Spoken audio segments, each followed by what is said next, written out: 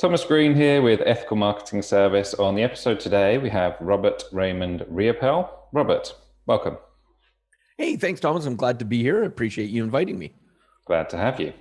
Would you like to take a moment and tell the audience a bit about yourself and what you do? Yeah, absolutely. I am an international best-selling author with my first book, Success Left a Clue. I'm an app designer, a serial entrepreneur. And one of the things I think I'm the most proud of is I've been blessed to travel around the world several times and personally trained over 500,000 students and in live trainings, anywhere from 3 to 5 days at a time, where I'm on stage up to 12 hours a day. So I love doing that because it allows me to live my passion. And today, though, I do things virtually because of where things are at, and I still love to impact people's lives and, helping as many people as I can around the globe. The first time I heard something similar was from, and when I say similar, what I mean is Success Left a Clue. Was from Tony Robbins, and he always uses the phrase success leaves clues. Do you have a Tony Robbins, should we say, one of your mentors, would you say? Interesting enough, even though I've for 20 years taught her all over the world, he's one person I haven't learned from yet. And the same company books him in that books me in for all the different places. But I know, Tony's message, I hear it all over the place, and I love his messages. And that's probably one of the things that kind of got me spurred on to start noticing if success leaves clues, what are they? And so I started noticing the people around me that I'd share the stage with, and successful people versus non-successful, what were the differences? And that's where I started generating my clues from those observations. Well, So I guess you could say it started from that. you helped me along there. You're helping me as a host because you just said, what are they, these clues? And so, it's a great question. So, Robert, help me with the question. Well, there's so many clues. One of them that I love, though, is if you're going to reinvent the wheel, do it later. And what I mean by that is one of the things that I've noticed is a big block for people is that we've grown up and we've been taught, don't copy other people, don't ask for help. We think we have to do it all on our own. And so even if a system for success is presented to us, we go, oh, that's great, but I've got to do it my way. And we try to reinvent it, and then we wonder why we struggle. So that's why I say, look, if you want to reinvent that wheel, do it later. Get the success. Use a system that has created success before in whatever it is you want to do. Get the success. And then once you have the success, if you still want to reinvent the wheel, go ahead and do it. Because at least now you have the success instead of trying to reinvent right away and wondering why you struggle. So that's just kind of one sample of one of the clues that I've come across. It's a good one. I like that. And it is something that I struggle with. And one of the examples, if you like, that have been rolling around in my head a little bit is frequency of upload. So this might be going on a complete tangent, but I do regular episodes, and I've varied between uploading every day to, all right, I'm going to upload every week or Monday, Wednesday, Friday. And my conclusion is that I'm just going to upload for me whenever I want to, sort of like a more of a passion type thing than it is I'm definitely going to do it here. But there is some success leaves clues principles, perhaps, which says that you should do it consistently because your audience will tune in on a particular day. Any thoughts on that particular example? Well, maybe BC before COVID, that might have been more pertinent. But today, with how much people are online, I don't know if you can sit there and target certain times and certain days, because so many people have made adjustments in their lives going through from everything from Zoom burnout to, because all of a sudden they were devouring as much as they could online so I think all those algorithms have changed for when people actually do. And so I think you're on the right track, Thomas, when you say, you know what, I'm going to do it when it just feels right for me. Because if you know you're not a person that's strong in being kind of pigeonholed, I've got to do it here, here, and here. If that's not a strong suit of yours, then you're going to resist. You're going to self-sabotage. You're going to find that then you're going, I'm not enjoying this as much. And you're going to probably not remember why you started this whole podcast in the first place. And that might be a reason to stop, to quit. And that's one of the things I've seen for a lot of people that do quit things is because they forget why they got going. So if you truly started this to help people, then do it in your flow, and you may set your own algorithm, because you may connect with the people that are in the same kind of flow as you are and go, this is what I needed. Thank goodness Thomas Green is releasing now, because guess what? It popped up. And I hear that so many times when, and you've probably heard this as well. Someone goes, I needed to hear that message right now. Thank you for delivering it. And we have no control of who needs what when. So long story short, definitely, I would go with your gut on that one. I knew you'd have a good answer. It's not. It's a question that wasn't even remotely covered in the things that you've got in your profile and you want to speak about. But I knew you would have a good answer. But one of the things which did pop out at me, which I really wanted to ask about, and it may be not always what people ask you about, which is after going from $150,000 in debt and stress to completely financially free by the age of 32. That sounds like a very compelling, worthwhile story for people to hear. Would you share? Oh, absolutely.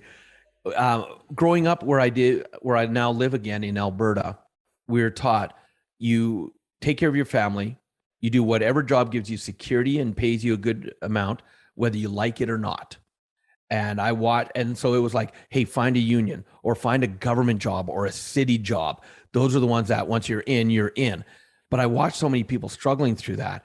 And at the age of 21, when I'm now being laid off from my third company, that I thought was going to be a company I worked with for a long time, I'm going like, something's not working here.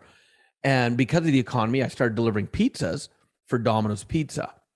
And because of my work ethic, I became a manager. My wife became my assistant, and we started working hard like we've been taught to do. In fact, we were working open to close 7 days a week.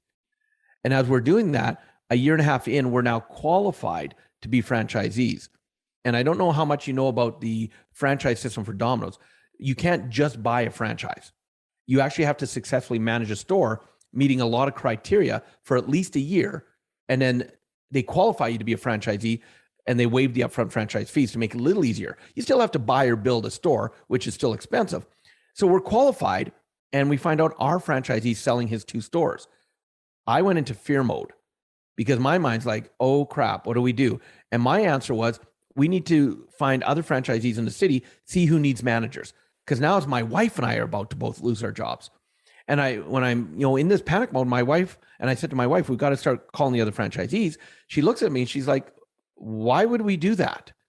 We're qualified to be franchisees. Why don't we just buy the store we're working in? And I looked at her, I'm like, because we don't have any money? That's why we don't buy it. Like, hello? But my wife, who is the youngest of 5, raised by a single mother, she was taught you find a way.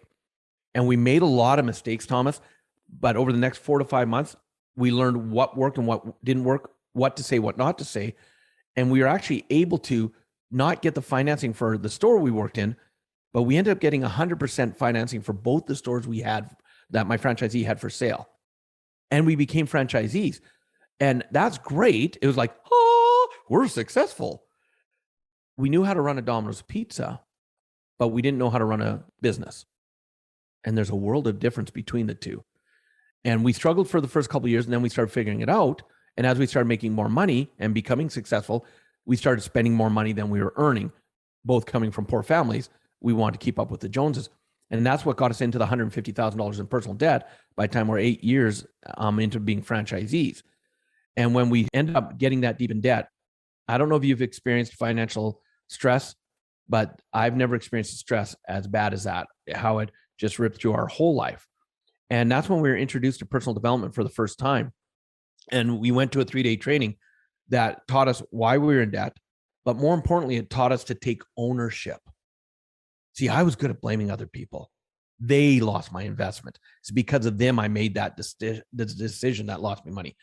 And when we learned to take responsibility, that's when our world changed. And then we were given specific things we could do to get out of debt if we wanted, and putting into practice. And this is why in my book, step number 3 is you have to take action. We didn't just learn it. We took action on what we learned. 9 months later, we end up going from $150,000 in debt to completely financially free at the age of 32. And our minds went, that worked. And then that's what led me to the journey I'm on today, because it was, if this much information gave me that result, more information do. And I found my passion to train. And my whole dream started like this. It wasn't, how do I help a lot of people around the world? It's, if I could help one person do what my wife and I had been able to do, go from deep in debt to financially free, it'd make it all worthwhile. And 20 years later, here's where I am today. I want to pick up on something, if I may, and that's the difference. My knowledge around franchises is fairly surface level, and when you said, I assumed it was like your local business, the equivalent of a local business. What's the difference between a franchised business, as you said, and a typical small business you might see?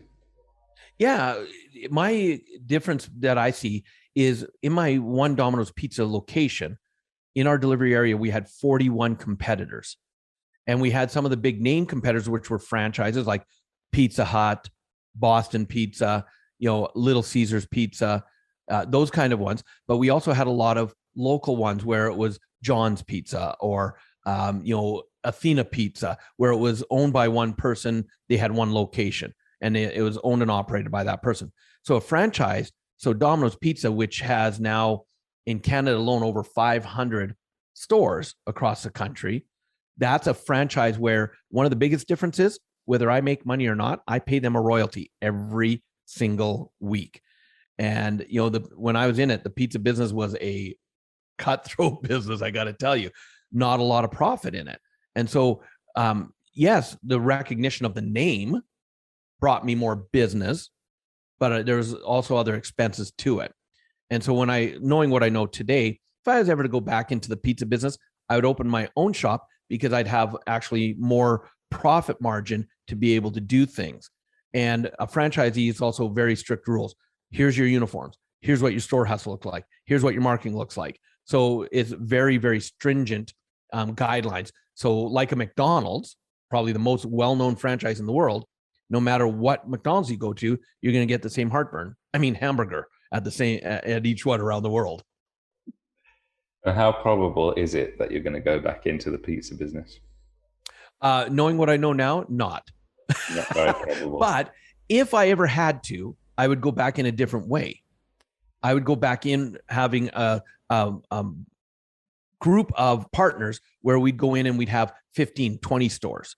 Instead of us having to be in there running each one, we would have the supervisors in place, managers in place. We would make it as an investment, not as a business that we were running. That would be the biggest difference. And you use the term financially free. Yes. Do you have a definition there? Because people use that term in different ways, just so we're all on the same page, what that means to you.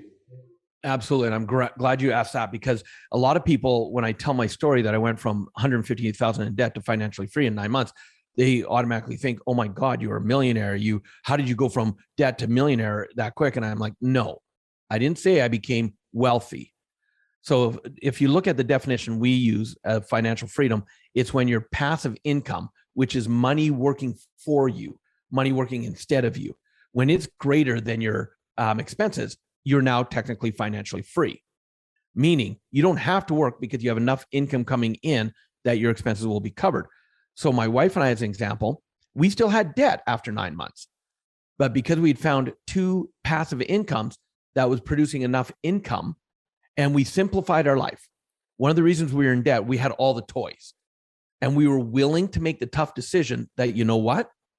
We don't need the boat that we're never using, but we have all the expenses. Let's sell the boat. We don't need 2 cars. We're always at work together, so we only use 1 vehicle. Let's sell that and get rid of the expenses. So when we dramatically reduced our expenses, same time increasing and learning and putting in place passive incomes, becoming financially free came very quickly for us. And what that allowed us to do, though, and here's the magic of it, the moment we were financially free, we ended up having a freedom we never realized. See, we were working in our stores and in our business 50, 60, 70, 80 hours a week, earning a living. The moment we were financially free, all that time freed up. And all of a sudden now, we had an extra 40, 50, 60, 70 hours a week to do and put our energy in other areas. And so we committed to taking 10 hours a week of this freed up time. So it's not like we got busier. We still had a ton of free time to do stuff now. We took 10 hours a week and we focused on creating wealth. And if you look at, Napoleon Hill, Think and Grow Rich, where attention goes, energy flows, results show. And so because we were putting 10 hours a week into creating wealth, all of a sudden the wealth creation became so much easier because we didn't have the stress of being so bogged down by time restrictions. Great point.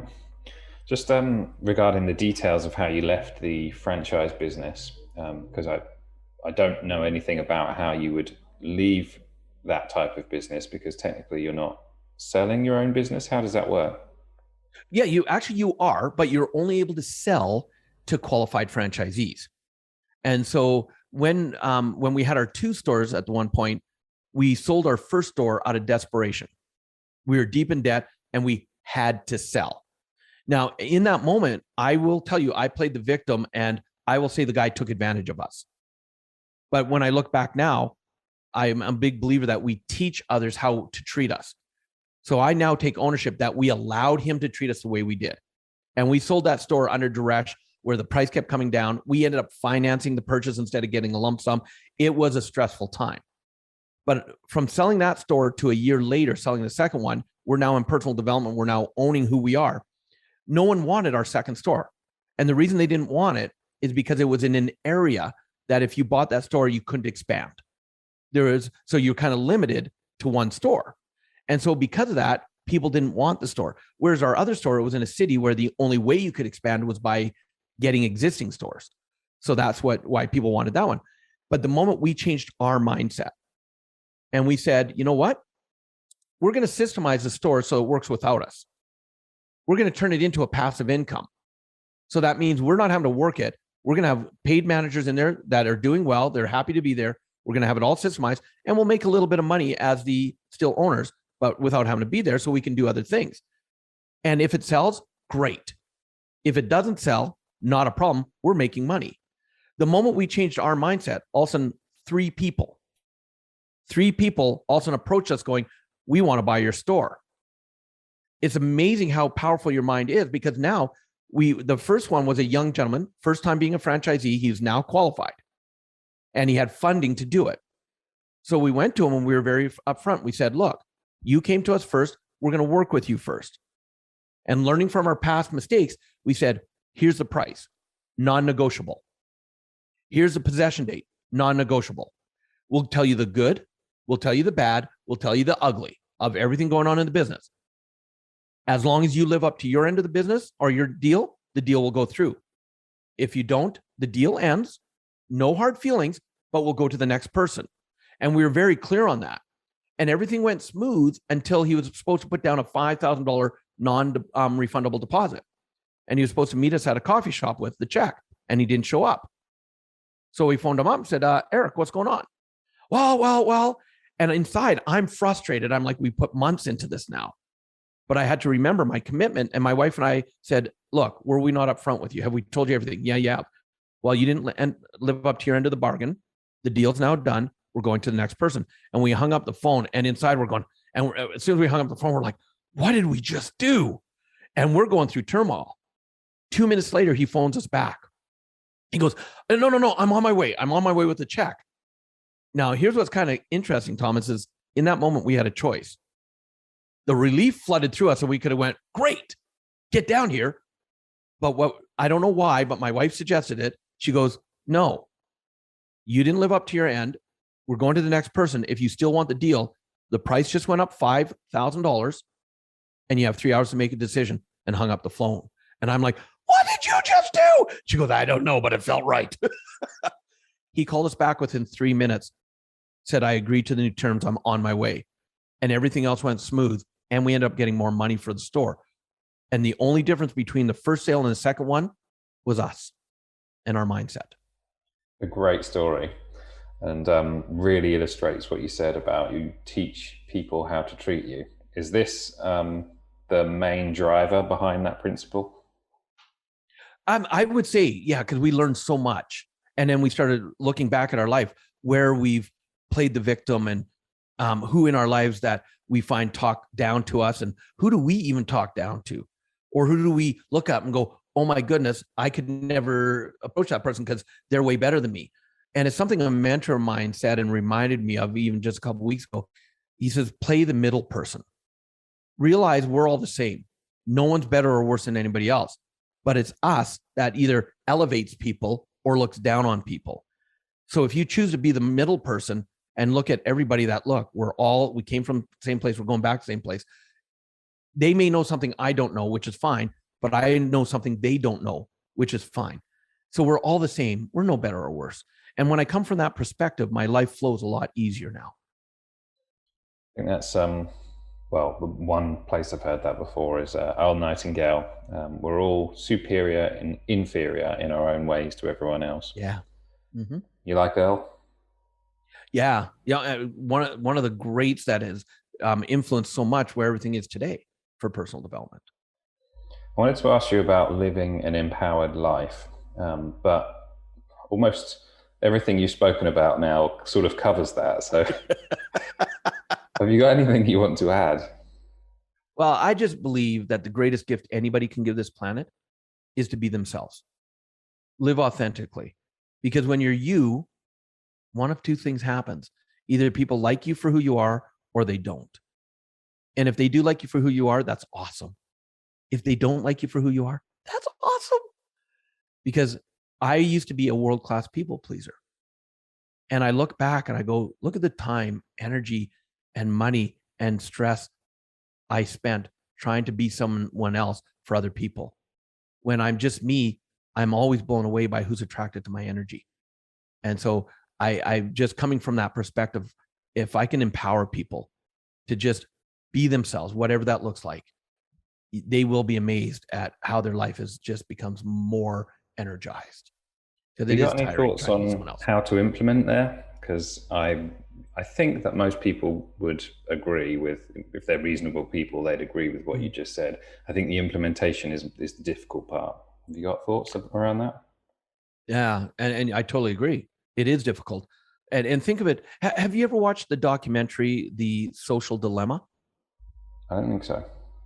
Okay, I would encourage that you check it out. And it infuriated a lot of people because it was a deep dive into just how the algorithms work in social media and how they track how long you pause on a video, how long you watch a video. And so all of a sudden they're feeding you everything that you've been pausing on, looking at, everything like that. And a lot of people get frustrated at that. But if you look at it, it is actually the greatest example of law of attraction out there, if you think about it.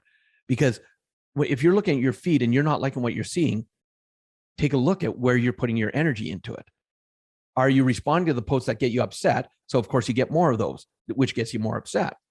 And the change is actually easy. And the reason I'm using this to answer your question is because you can actually, and we've proven this with a number of people, you could go onto any of your social media feeds right now, and you could actually change all the ads that are coming your way just by, if you see something that you usually don't like, you just scroll through it quickly.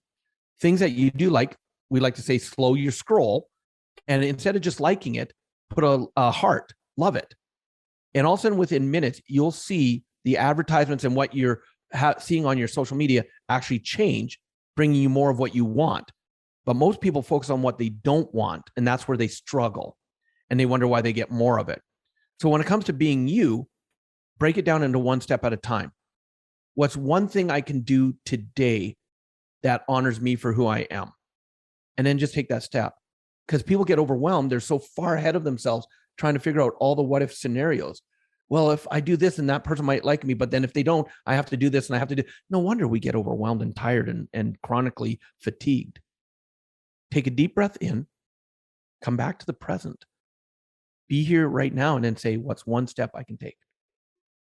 I think it's Joe Rogan in his stand-up says we're all a walking calculation. Like you do something, you get some feedback, oh, I better not do that type thing. And it's exactly what you're saying. So, Yeah. And I think I'm guilty of that as well. I think I've got some work to do there. We all do. Let's be clear, all of us, even me. Hello, the reason I do this work is because I'm always working on me. What are the 4 currencies of life? Yeah, the first one is the one everybody might think of, which is the currency of money. And in my research, I realized you can either have too much money or you can have too little. And too much money in your life is called affluenza. And you know you are in an affluenza kind of state when you start making crazy decisions with your money, buying things that you really don't need, but hey, I've got the money to do it. Or the biggest one is you start making financial investments without doing the proper due diligence. And then you're shocked when you lose the investment because it didn't work out. So too much money is affluenza. Too little is poverty. And what I've realized is that there's a zone. Everybody has their zone.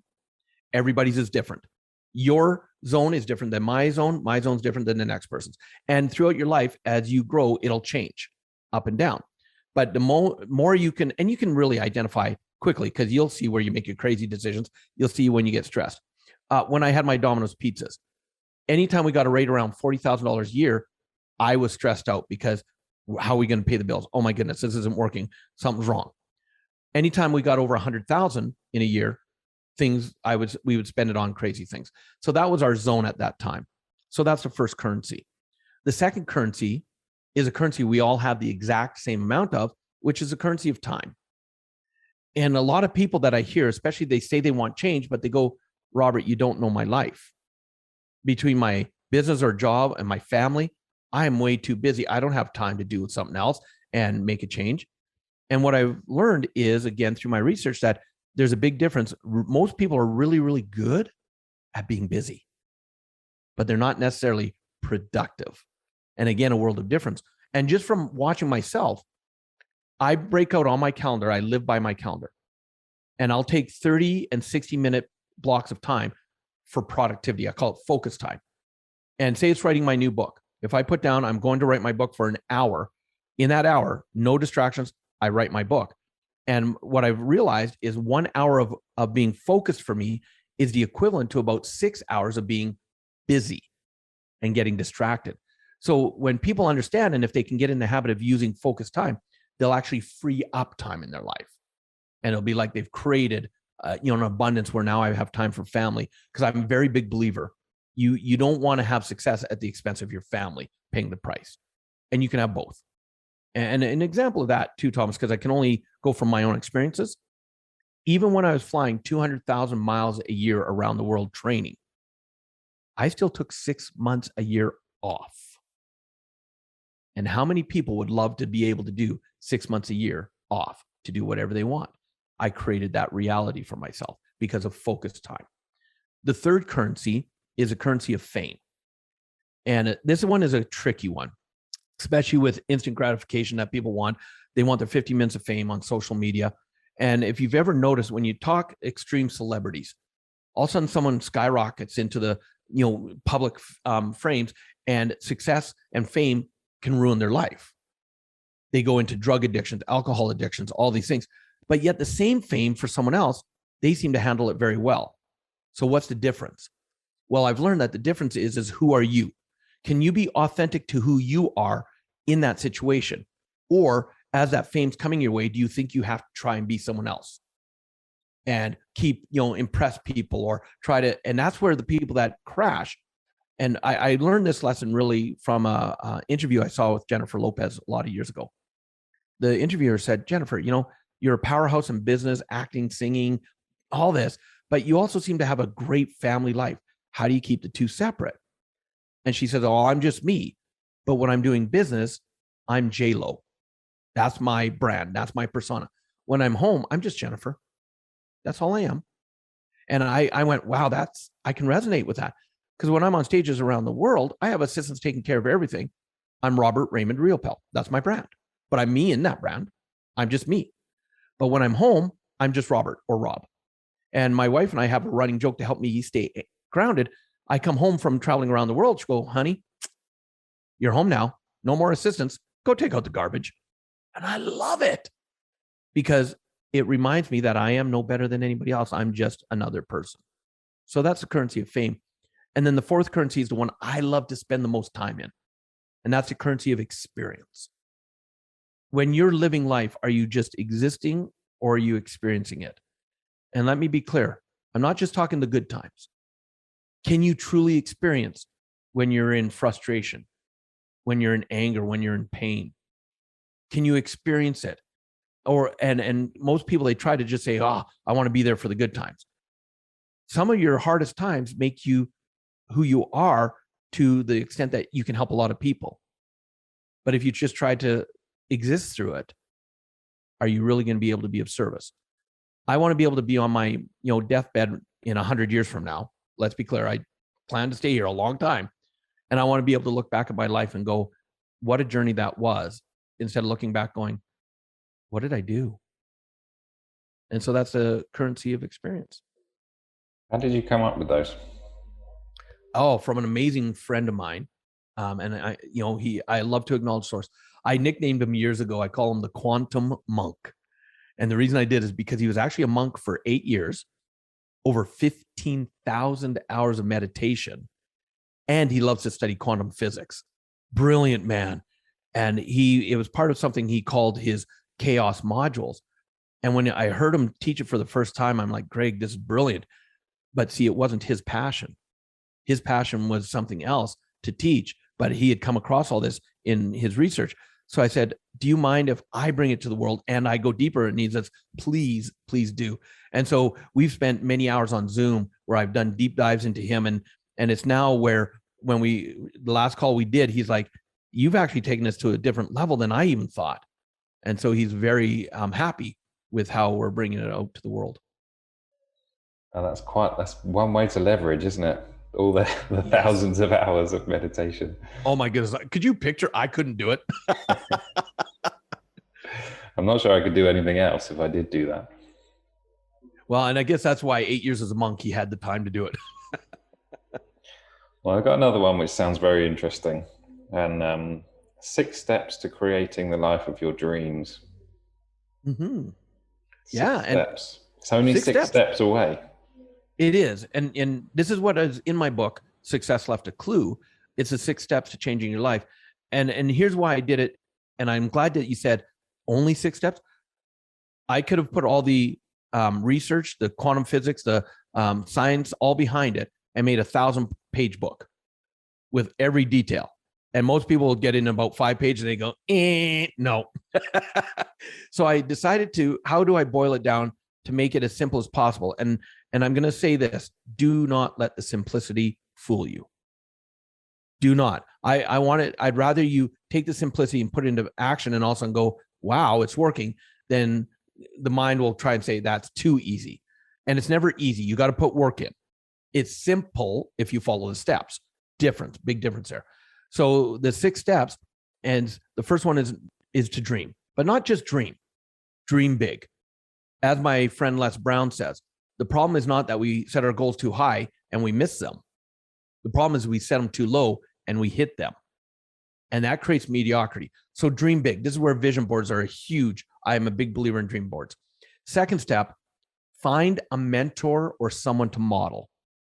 Because chances are, again, going back to that, why reinvent the wheel? Chances are, unless you're an Elon Musk or Jeff Bezos, chances are whatever you want to accomplish, someone's done it before. So find out how they did it and mentor and model. But this one also comes with another side to it, Thomas, which is as you're finding a mentor and someone to model from, ask yourself, who could I be a mentor to? Oh, well, Robert, I don't have the success you have. I can't mentor people. You don't have to have. Quit comparing yourself to me. What have you gone through in your life that someone else could use that guidance on to get through it? And this is where you look at your pains and your tough times, because those could be the greatest gifts. And it's not all about take. So it's how can I contribute to others at the same time? Third step, probably the number one thing that I see difference between successful people and non is action. Successful people take action. Unsuccessful people don't.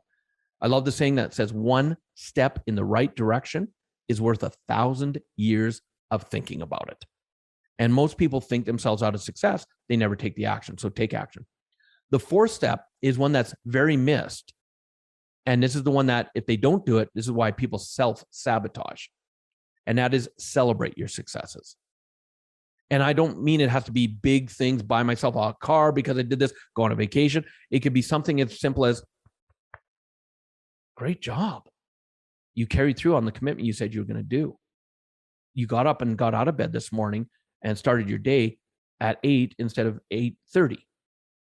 Excellent job. That celebration anchors into you. And people go, well, Robert, shouldn't I only celebrate big successes? Well, let's be clear. There's no such thing as small, medium, or large. Only the mind makes up that crap. A success is a success is a success. So if you really want to mess with your mind, Thomas, you mess with it by celebrating even the smallest things in a big way. Because your mind will be going, what are you doing? Because your mind, if it doesn't want you to change, it'll make your successes seem smaller so you don't celebrate them. So celebrate and create the habit on the smallest things and watch how it creates into celebrating everything in your life. So that's step number 4. Step number 5 is by celebrating, it's going to increase your self-esteem. The number one issue everywhere in the world I've been, it doesn't matter your religion, your beliefs, your upbringing, where you live. Low self-esteem is probably the biggest issue I've encountered for people all over the world that we all have in common. And so it's believing in yourself is step number 5. And it's not about ego, confidence, not arrogance. Just truly believe that, you know what? I do deserve more in my life. And step 6, which is the one that messes people up because it's the simplest one of them all. Repeat the first 5 steps. Because here's what happens. When you dream, you find a mentor or someone to model from, you take an action, you celebrate that success, it elevates the belief in yourself, which allows you to dream bigger, find greater mentors, take greater actions, greater celebrations, greater belief, and it becomes a beautiful circle. So that's the 6 steps. A lot of good stuff in there. A lot of good stuff.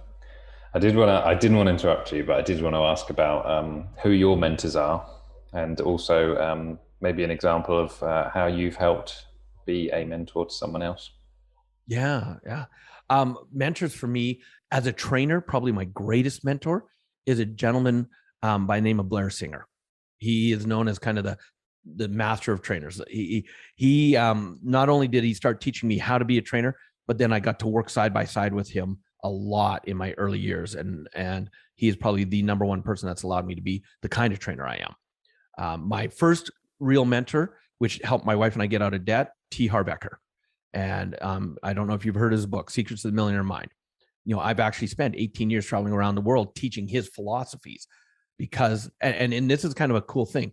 You don't even have to, if there's something you want to do to help people, it doesn't even have to be your own idea, your own stuff. You can help other people deliver their message greater.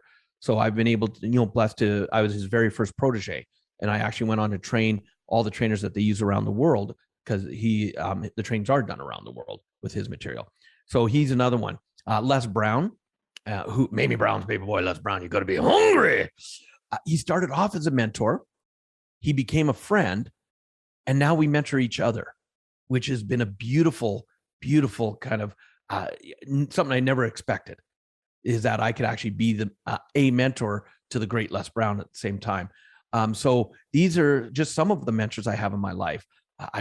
Oh my goodness, Stephen Covey Sr., Vision Lakiani. Don't know if you've ever heard of Vision Lakiani, Mind Valley. Started off as one of my students. Didn't even know I had changed his life and helped his company be what it is today. Now, I think about $100 million company. And I didn't even know I was kind of the catalyst to that change. And so kind of going to your second part is just by being you may never know how you're impacting people in a positive way and in a way. And the cool thing is, I don't need to know. Even though one of my greatest blessings is when a student comes up to me and says, "Hey, Robert, do you remember when you said this? Here's how it changed my life." I love that. But I think about all the people I've never met that have had change. And that's kind of what drives me. So, It's really impactful in terms of how you treat people as well. Because if you never know what kind of an impact you're going to make on them, then you sort of conduct yourself in a particular way and you could be significant in their lives, I guess. Yeah. And going back to Blair Singer, probably one of the greatest advices he gave me when I was starting to train, he said, "Robert, never be afraid to meet a student off the stage anywhere in the world and have to figure out who to be. That's why you want to be you on stage, to be the same off the stage." And in this industry, like all industries, there's great people, there's people that you wonder about, And in the training industry, because I've been blessed to share the stage with so many of the top speakers and trainers and thought leaders in the world, it's amazing to see how many are who you see on the stage. The moment they step off the stage, they turn into a different person. And which is a great reminder of me to say, you know what, that's not me. And when people meet my wife for the first time, because I talk about her a lot on the stage, they go, is he really this kind of kooky and in real life? And she goes, that's him. That's all he knows how to be. And I've met my students in all the most amazing places around the world. And it shocks them when they're, sometimes when they're like, wow, you are just an everyday person. I'm like, yep, I'm short. I'm aerodynamic. I'm just me. Well, from the point of view of perspective from another person, I certainly don't view you as kooky, but a lot of value today. So I guess from a perception perspective for you, I think that you're a very valuable, educated person. So that's feedback for you. Thank you. Yeah, you just haven't heard my jokes yet. You could say, don't worry, there's still time. That's right, exactly. And I got a good question for you, which I'm interested to hear what the answer will be. And it is, why is it people can have less knowledge and experience as others, but make more money? It's all about how you're being perceived. Are you being perceived as an authority or not? And the biggest thing, and this is where kind of like people go, yeah, marketing, with editing, anybody can look amazing.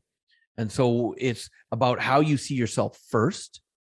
Because if you don't perceive yourself as an authority, you can have the greatest knowledge in the world. But if you don't believe that you have that authority kind of experience, you're not going to show up in the world the way you can. And someone else can come in that has a little more confidence in themselves and say, hey, I am this person.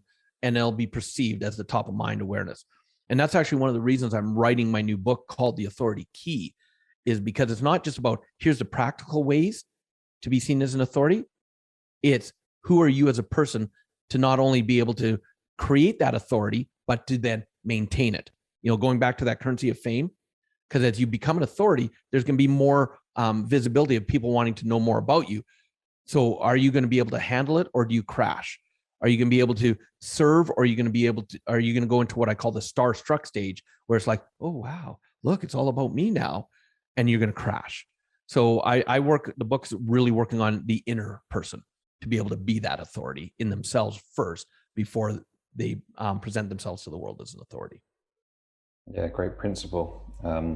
You've mentioned your books a couple of times. How is the writing process for you in the previous one, and perhaps how you've altered it for the new one? Yeah.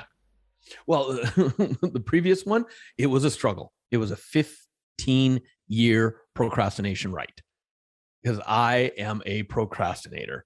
And it was finally when I was held to a commitment and I committed to it that I got it done. And it took a lot of assistance from a lot of people to really bring it to fruition. And that's the one that's now an international best-selling book. My second one, I'm passionate about doing this one. And I took a different approach on it, because where I realized I struggled on the first one, and I don't know if you've ever experienced this, Thomas, where when you're in the moment, all of a sudden some brilliance comes through you, but then all of a sudden 10 seconds later, it's like, what was that again? Have you ever experienced that? Right? Too frequently, unfortunately. And that's why it was a 15-year struggle, because I'd open up my computer and I'd be like, and the thoughts were gone. And I get frustrated, I'd close the computer. So this time, to prove my kind of theories of the authority key, I decided to get onto podcasts and become a guest. And you and I met through Podmatch. And I decided, you know what? I'm going to learn their system. I want to be the number one guest. And in a 5-month period at the end of last year, I was the number one guest for 3 months in a row. And I did 167 interviews in those 3 months. Now, here's the benefits from it. I was saying my message again and again and again. So I was able to go like that, don't like that, make adjustment here. So I was formulating my book. B, because every episode's recorded and I got the recording, I've already written my book. It's already down. So I've leveraged again. And C, the social proof now that I've got 120 5-star ratings and reviews on my profile that you better believe all over my social media, I'm sharing the podcast so that people see this is what I've been able to do. And I've leveraged everything in that way. So I've taken the lessons from the past, what didn't work, and I put them in a way that does work and allows me to move forward in the direction I want. And so that's the way I've been doing this writing journey, because now that I'm ready to put finally my fingers to the keyboard, the book will flow just like that. There will be no second guessing, no, how do I want to do this again? It'll just be, I'll spend an hour at a time and I'll just pound the book out in no time at all. Well, I wasn't planning on asking you about anything specifically around productivity or efficiency, or I use the term leveraged, but I mean, there's certainly a theme here. Do you think that's fair in terms of way to describe your work? Oh, without a doubt, because it was so not me even 10 years ago. Like I said, procrastination. And I realized I used to fight being a procrastinator. And because I'd fight it, it would show up even more. And then I beat myself up over it. But then I learned to realize that, you know what, it is who I am. So how do I work with it? And a quote I came up with is this: I design my day in such a way that procrastination cannot play, which means I could, because I haven't had to work for money for a lot of years, I could just sleep in. And I used to do a lot of that. But I know in my mornings now, I on purpose will schedule trainings, coaching classes, interviews for early in the morning, because the moment I commit to someone else, I'm up. Don't even have to think about it. And now my day started. So instead of resisting procrastination, I work with it, which has made me more productive. And let's be clear, I still take a ton of time off. I still take care of me. I still take care of being with family, because that's as important. And so I've just learned from all my journeys, I won't call them mistakes, my journeys, I've learned how to flow with what works best with me to be productive. Great answer. Based on what you've said today, I'm looking forward to this particular answer that you're going to give. Okay, you ready? Oh, the pressure. You ready? I'm ready. What are your goals? I'm blessed in so many ways. And my wife and I, about 3.5 years ago, we purchased a beautiful acreage that we live on now, with one of our goals to eventually build our own training center. So I'd travel even less.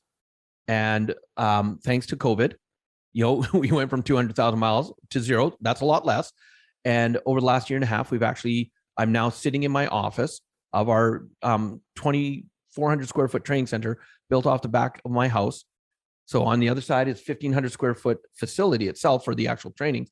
So my goals are to start bringing my coaching and mentoring students right here to my home, because I love training trainers.